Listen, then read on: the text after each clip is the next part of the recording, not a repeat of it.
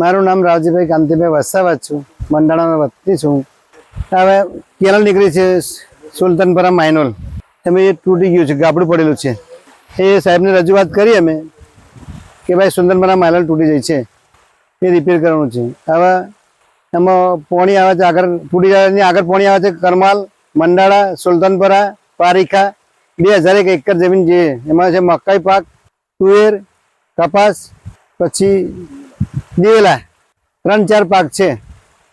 આ અધિકારીઓને તમે રજૂઆત કરી છે? હા, કરી। ટેલિફોનિક કરી કે મોબાઈલ થી? શું કહે છે અધિકારીઓ? કે થઈ જશે એવું કહે। 2 મહિનાથી રજૂઆત કરી છે મેં, પણ કઈ ઇફેક્ટ થતું નહીં હજુ। અને આ પાણી બધું વેસ્ટેજ તલાવમાં જાય છે, એ તલાવમાં વેસ્ટેજ જાય છે। અંપાઈ જો પાણી મળે તો અમારો પાક 2 જળવાઈ જાય, એમ કપાસ, દિવેલા, તુવેર। સુલતાનપુરા પારીખા માઇનોર કેનાલમાં મોટું દઈને ગાબડું પડી ગયેલ છે। એ પાણી વેસ્ટેજ કરમલના તલાવમાં જાય છે, તો એ ગાબડું રિપેર થાય તો અમને 4 ગામમાં આગળ પાણી મળેલ એવું છે। એમાં 4 ગામ સુલતાનપુરા, મંડાળા, કરમાલ અને પારીખામાં પાણીની ફૂલ જરૂર છે।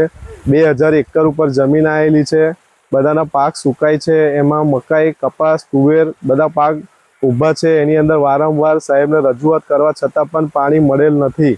અમે એમને રિક્વેસ્ટ કરી છે ફોનથી કે સાહેબ ક્યારે થશે, તો 2 દિવસ, 4 દિવસ, 5 દિવસ કોન્ટ્રાક્ટરને આવતા નથી। એવી રીતે વારંવાર ફોન કરવા છતાં પણ કોઈ અત્યાર સુધી રિપ્લાય મળ્યો નથી। અને પાણીની અમને ફૂલ જરૂર છે। વહેલી તકે આ ગાબડું રિપેર થઈ જાય અને અમને પાણી મળે એવી અમારી વિનંતી છે।